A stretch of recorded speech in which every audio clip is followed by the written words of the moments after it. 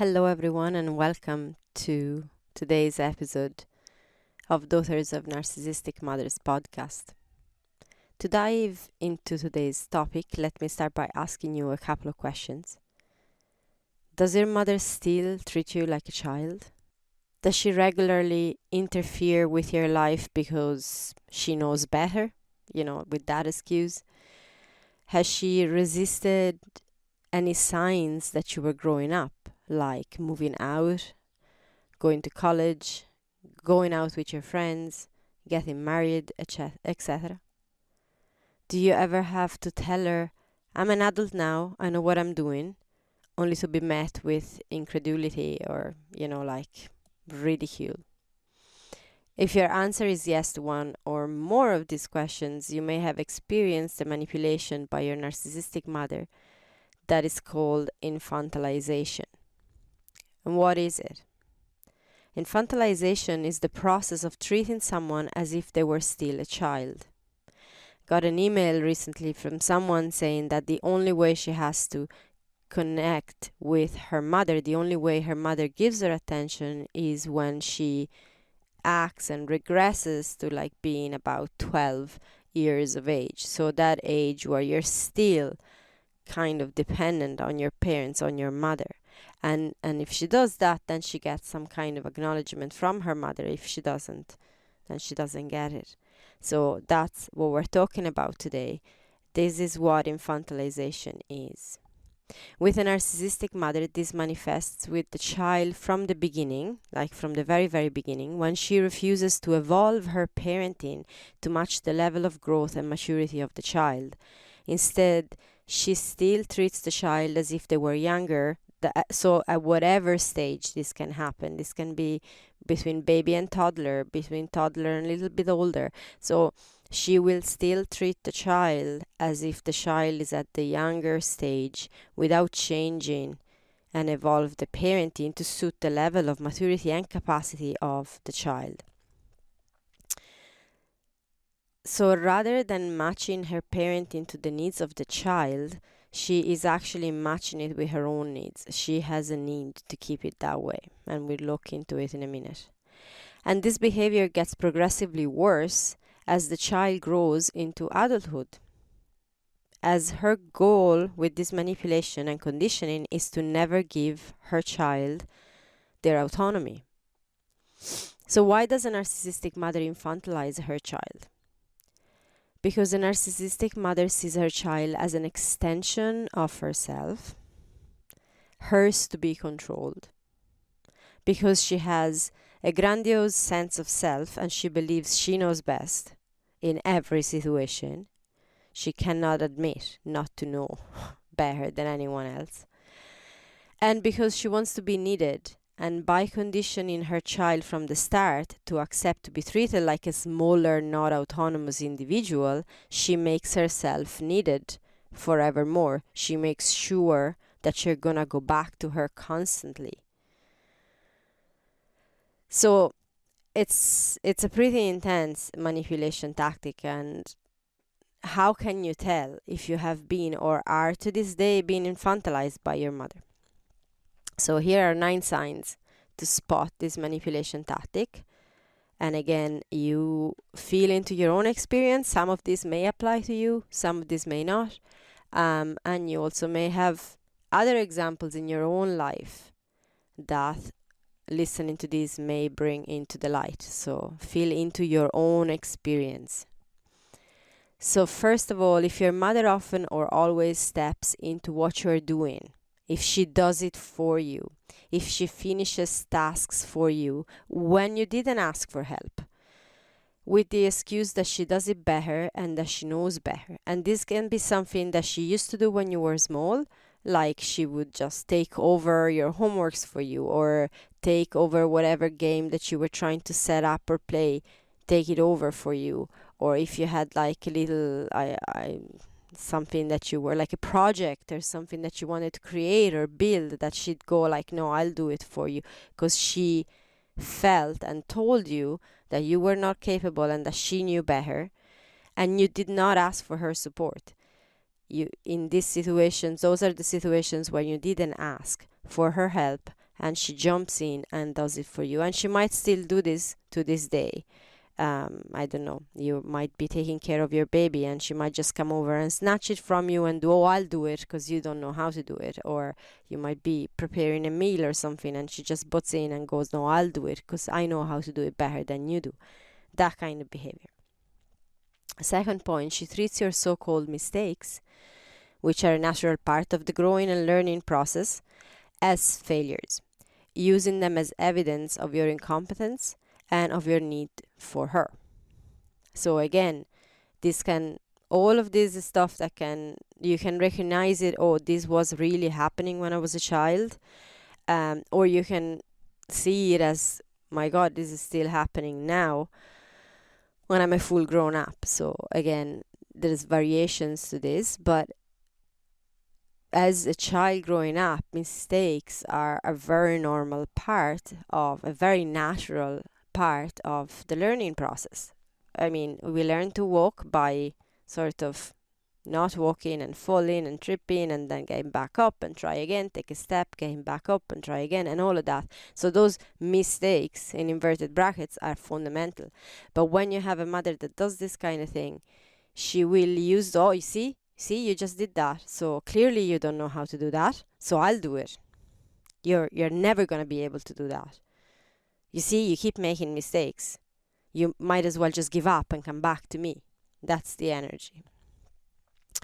Number 3, she interferes in all things private in your life, such as at your workplace, for example, your relationships, the mothering of your own children if you have any, disregarding boundaries, ignoring you telling her to stop. She talks to people in your life and she tells you who and what's better for you. So this is the intrusive nature.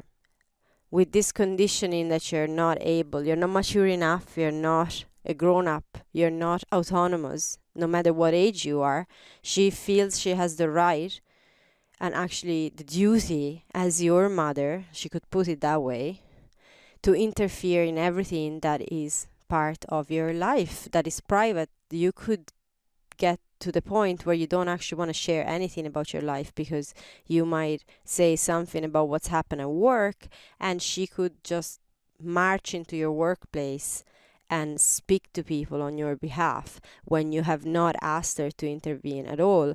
Or she could tell you who your friends should be, who your relationships should be based on her judgment because she knows best and your judgment, your intuition is useless. Number 4, she acts surprised at your achievements, saying things like, I can't believe you got something right. I clearly taught you something. Or, you got lucky this time. Next time, ask me first before you end up making a mess. So the surprise, if you're doing something right, there's like a shock, some kind of oh, that was unexpected.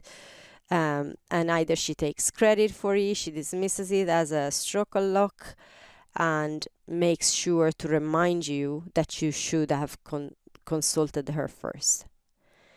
Number 5, she regularly dismisses your feelings, opinions, intuitions, and abilities in general. So this speaks for itself. Anything that comes from you that would show that you are growing into being autonomous, that you're doing what's natural and developing your identity, or trying to, with a narcissistic mother, she dismisses all of that as nonsense. Number 6, she disapproves of all decisions that you make without consulting her first. She can go as far as to get angry and abusive with you if you do such a thing, or give you the silence treatment even as punishment if you don't ask her opinion on things. So you'll get punished if you do something by your own initiative without asking for her opinion. And again, this could have been the way that it went when you were a child growing up, especially when you start getting a little bit more independent, in your teens and stuff like that. You start wanting to do things on your own, and you mightn't ask for her permission for everything. She will make sure that you get punished somehow, emotionally, if not physically, for that. To keep that conditioning. To keep that. Number 7, she pays for things, even if you ask her not to. Maybe disguising it as a gift to keep you dependent on her for money. That's another way she can infantilize you, keeping you like, oh, you still get pocket money from mommy kind of thing. She tells you how you could never make enough money without her, and so that she still needs to give you money for you to do things. Number 8, she often tells you how the world is unsafe, overly putting emphasis on the dangers out there and how you are only safe with her, how she only can judge if there's a risk or not. And this goes well beyond a mother being objective about the risks that are out there. Okay, so a lot of this stuff that I've just spoken can be interpreted as, oh, but that's just the mother being really nice. You know, like if she sees that I don't have a lot of money, that she gives me a little money, or if, you know, she sees that I'm not able to do something, that she actually wants to help me and support me, or that as a caring mother, she's warning me about the risks of the world, because as a woman, as a girl, as a young girl going into the world, there are risks. And of course, a good caring mother would warn you about all of these things. That's all okay. But what we need to understand here is that these behaviors that I'm talking about, the narcissistic mother brings them to an extreme, and there's always this energy behind it of, you are not good enough, you're not capable, you're stupid, you are somehow faulty and broken in some way, and therefore me as a mother, I'm gonna just step in and do it for you, or make you feel so unsafe in the world, make it sound so terrible, because your lack of judgment is what we're criticizing here, where I am the one that has the all-knowing, perfect intuitive sense, perfect judgment of people. I can read people, you can't, therefore you're at risk. Can you get the difference? This is what we're talking about. There's a difference between being a caring and loving mother, and I know we haven't, if you're here, you haven't experienced that, as I haven't, and a mother that actually uses this as a manipulation tactic to make you rely on her forevermore, so that she can feel needed forevermore. And the result of that is we're gonna actually in a moment look into how does that make us feel as daughters that have been through that, and that's gonna make you really understand. It's gonna make it obvious what's the difference between that is a manipulation and all these aspects when are actually coming from love. And usually when these things are coming from a real place of love and caring and nourishment, like a healthy mother energy, you're going to be asked, there's going to be a question, would you like support with that?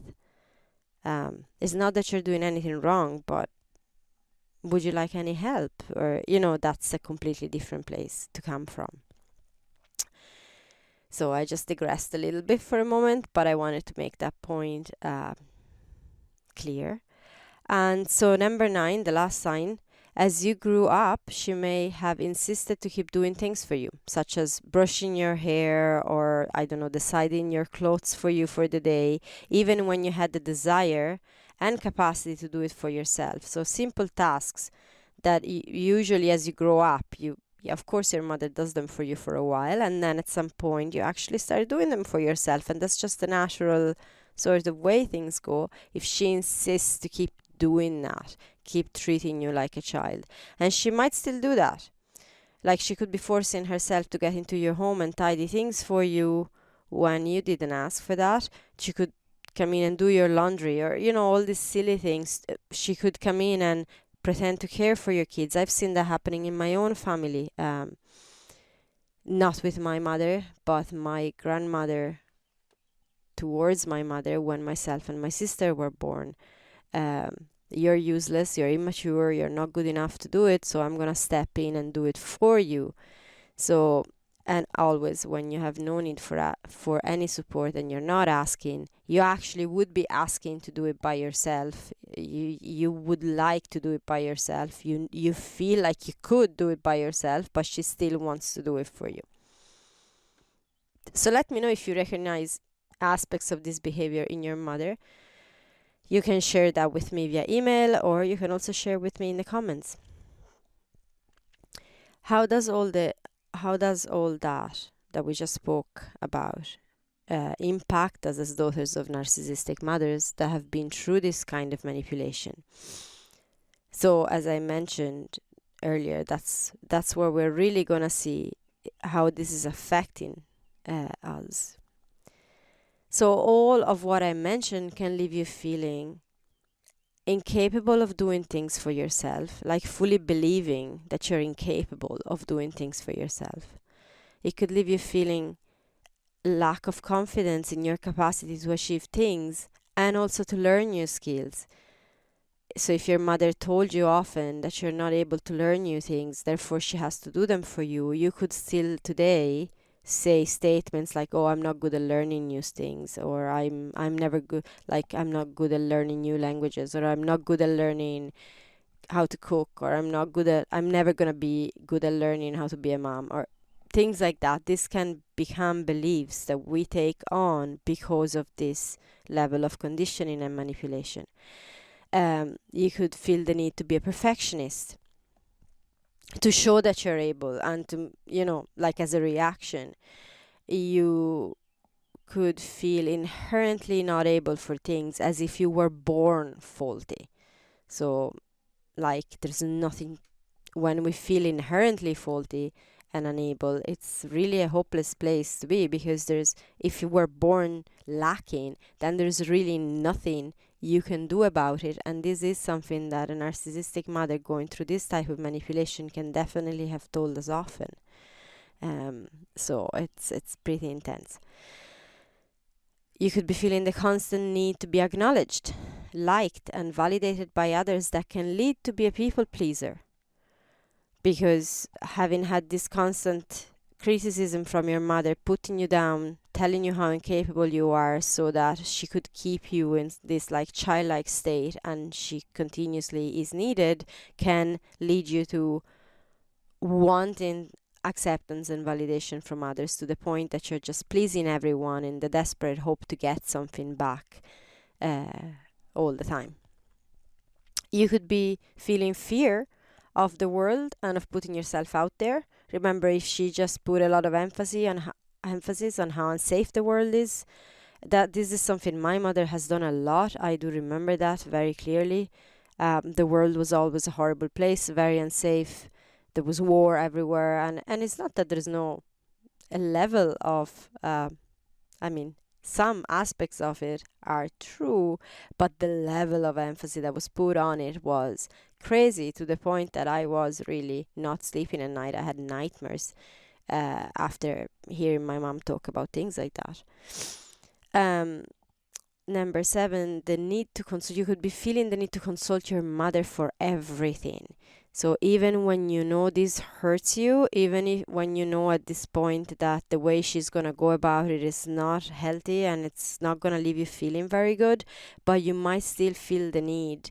So anytime something happens, or anytime you have to make a decision, just pick up the phone and ring your mother. You might feel that need to always go to her, to always consult her. And this might remain even if you're no contact. You might still feel the need. And you mightn't do it because you've decided to be no contact, but you might recognize that inside that pull, that need to go and contact your mother and ask her for her opinion might actually still come up for you. And finally, you might be feeling stuck in repeating the same pattern, as in being infantilized by people in other areas of your life, not just by your mother, but this could be happening to you at work, could be happening to you with kind of people you are with, like friends and stuff like that, in other situations in your life where people treat you like a child. They do things for you, they don't think you're capable for responsibility, they mightn't consider you capable to take on big challenges, so they'll do them for you, or they'll push you over, or they'll act surprised if you ever get anything right. So this same dynamic could happen to you in other areas of your life because it has happened to you with your mother. So if you're feeling any of that, I get it. And Again, I say this a lot, but it's because I have seen that that's true. You're not alone in all this. I get questions on this topic quite often, on aspects of this topic, and so many of us have been through aspects of this behavior in our experience growing up. So you're not alone, and also it has absolutely nothing to do with you. Nothing to do with you. It's all to do with your mother and nothing to do with you. So how can you protect yourself from this behavior from your narcissistic mother? This is important because this is the part when we start actually healing and do something about it. And we're not the victim anymore, but we are actually the survivor of what has happened to us. So first of all, become aware of her behavior and how it manifests in your experience. Because as I said, it's going to be different from all of us. Like there's general aspects to it. Infantilization works in a certain way, but we then have our own unique experience. So it's really important to become aware of how this is happening in your own life. So what's your mother's specific behavior on this? How does she still treat you like a child? How does she do it? How has she done it in the past? What's the conditioning that you've received from your mother on this topic? And understand all of that. That's really important, because when you start understanding all of that, you can actually give it back the dimension that it has. Okay, so these feelings I'm feeling, feeling incapable, feeling lack of confidence, feeling faulty inherently, feeling afraid of everything, and all of that, they're not actually there. It's not that they're not real, because of course we're feeling them in the moment, so don't get me wrong, of course you're feeling it for real, but they're based on fake conditioning. Like they're based on our mothers, on your mother telling you things that were not true. It was manipulation and conditioning. So from there you can start seeing all of that in a different light. Okay, there is this belief in me that I'm not capable, but that comes from that conditioning. So from now on I can start seeing that for what it is and actually just go, hold on a minute, maybe I will try, because I might actually be capable, and whatever about what my mother said up until now, because that's not true. That's her story. That's not my story. So becoming aware of how it works can really show you how this affects your life, or has affected your life up until now, has impacted your life up until now, and give you that capacity to get empowered and actually start changing the patterns. Then another thing that is important to protect yourself from this is to stop justifying your mother by making excuses for her. Saying things about your mother like, she went through a lot. Yeah, she might have done all of these things, but she's been through a lot herself. Or worse again, putting it on yourself as you are the responsible person. So you make excuses for her because you're taking the responsibility. Like, I was a slow learner as a child and still am, so she had to deal with me that way. Kind of admitting to really ultimately you being faulty and using this as an excuse or a justification for her behavior. That's not helpful. That's really not helpful. It's not about blaming her or about being unforgiving by default. That's not what I'm saying. There will be a time for forgiveness, for sure. At some point in your healing journey, you will find it in yourself. Maybe not. I don't know. I'm still working on it. But there might be a moment where you go, okay, yeah, I can feel forgiveness for my mother. This doesn't change the fact that I'm not gonna engage in those toxic behaviors, but I can sort of forgive. That might happen in your healing journey, but it can't start from there, because that's a forced thing. And when we constantly justify and when we constantly make excuses for her to show that we actually have this forgiveness, we're actually stopping. You're preventing yourself from acknowledging the pain you feel and felt and the impact of what you've been through. And if you don't acknowledge all of that, if you don't really go into that, this can stop you on your healing journey. It can leave you stuck. And then you start repeating patterns, because there is this thing that there is this mechanism that is relieving the trauma. So we keep repeating the dynamics and the patterns in a lot of other areas of our life, because we don't face it in that one area with our mothers, and so that it keeps impacting everything else. So again, I'm not telling you have to go around ranting and blaming your mother and being completely unforgiving by a point of principle. That's not what I'm saying. But if you find yourself often justifying and making excuses for her, the invitation is to just stop doing that and acknowledge the pain that you felt or that you're feeling. Another way is question everything she said and may still say to you about how she knows better, about your so-called shortcomings, about the stories she brings as evidence of you needing her help and support, about how she describes the world out there, about how she describes you, about everything. Question everything. This was really hard for me. I actually really thought my mom had the truth on everything.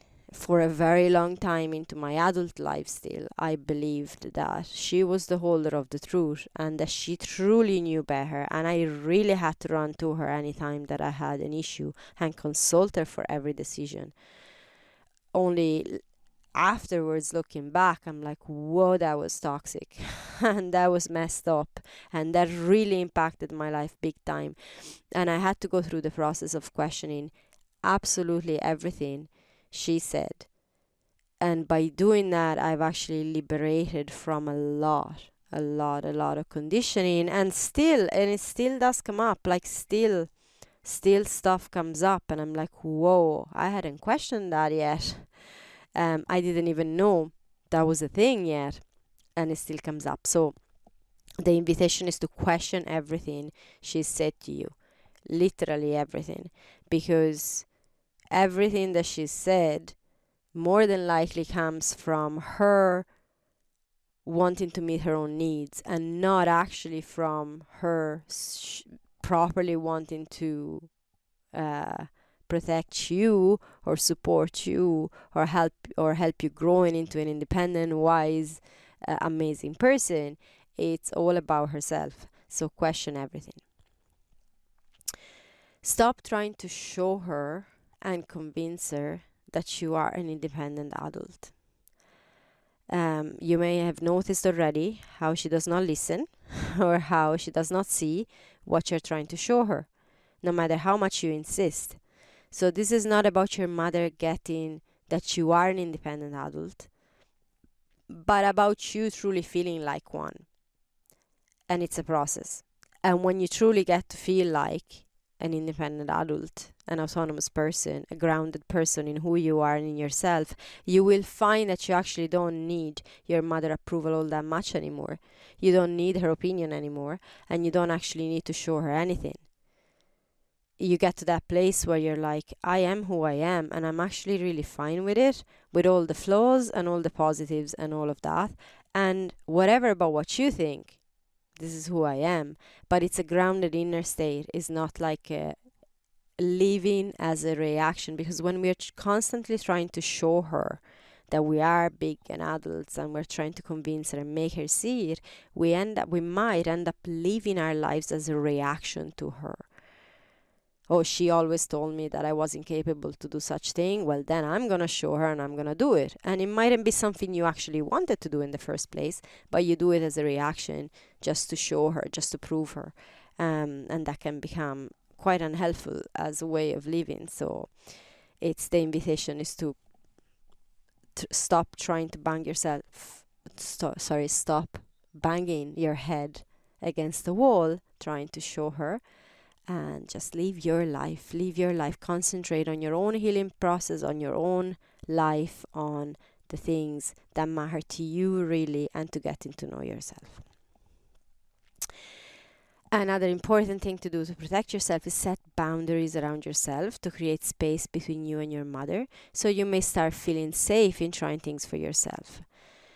Start sampling a self-boundary, like when something happens, I will not ring my mother for her advice. That's a boundary around yourself. You can't pretend, you can't control your mother from wanting to come in, wanting to intrude, wanting to give you advice, but you can actually set a boundary around yourself and not consult her, not ring her.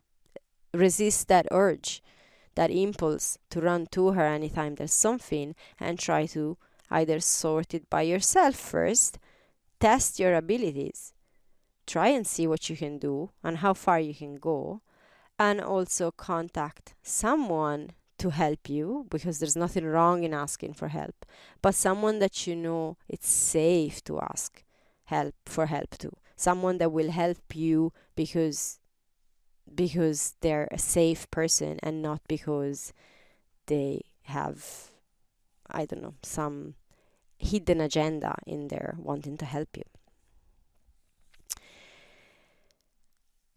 Another very important way to protect yourself and heal from all of this is acknowledge how you feel.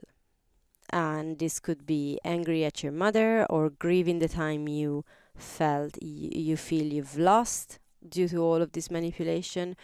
Or you might still feel unsure, not confident about your capacities. You might feel fear of being without her advice, because you've learned, even if it was the wrong advice, even if it was toxic, you have learned to rely on that advice. And I get that. That bond is there. So you could be really scared of how it would be to be without her advice. And I get that. I was, for sure, very, very scared. So even when you know it's never for the best, that can leave you really frightened. And there could be a lot more that you're feeling. So all of it is valid. All of it is valid. I know if you've been through this kind of manipulation, we said she dismisses your feelings, and anything that goes on with you gets dismissed. And instead, it's really important to feel what you feel, acknowledge what you feel, and all of it is valid.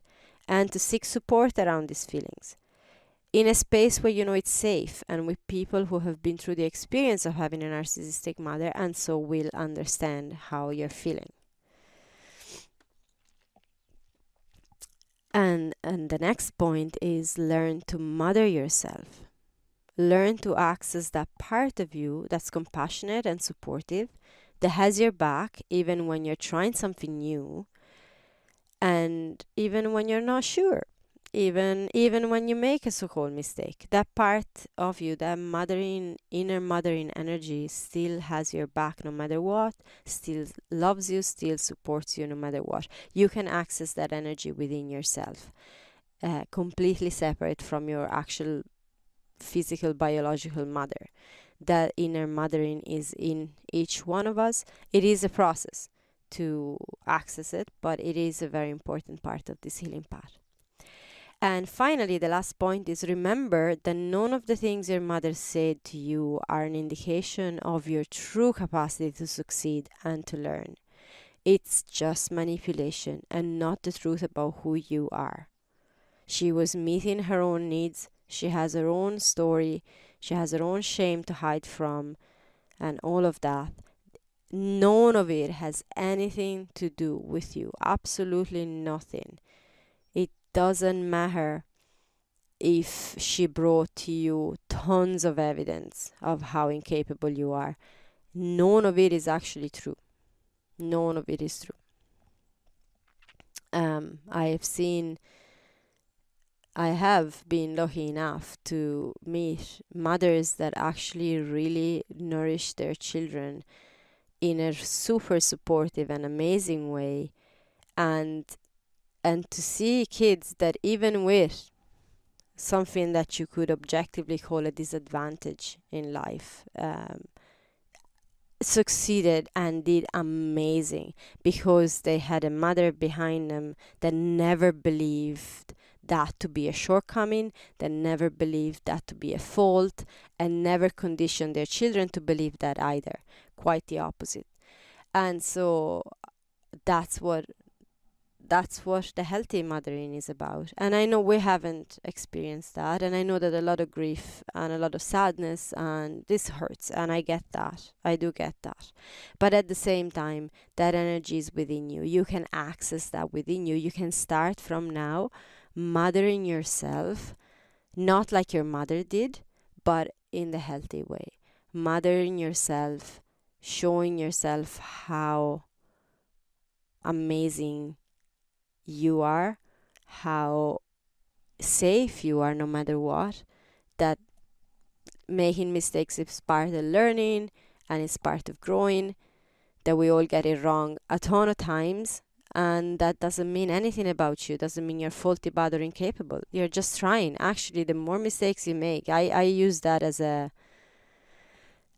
at this point, I had to retrain myself because I really did not grow up with these beliefs, but I do use the level of times that I get something wrong as a really good sign, because it means I am really trying and I'm really going for things that I didn't do before and I didn't know how to do, and I'm learning. So that's one way to mother yourself in a way that is constructive and helpful and healthy.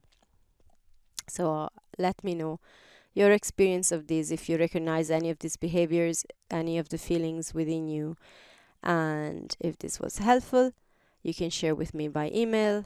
And as I say, you can share it in the comments. And also, you can check out in the description of the episode. There's always the link to access the self-love guided practice, as well as all the links to the offerings if you feel called to work with me, whether that is with the women's circles or with the one-on-one program. All the links are in the description of the episode. So with that, I send you lots of love, and bye for now.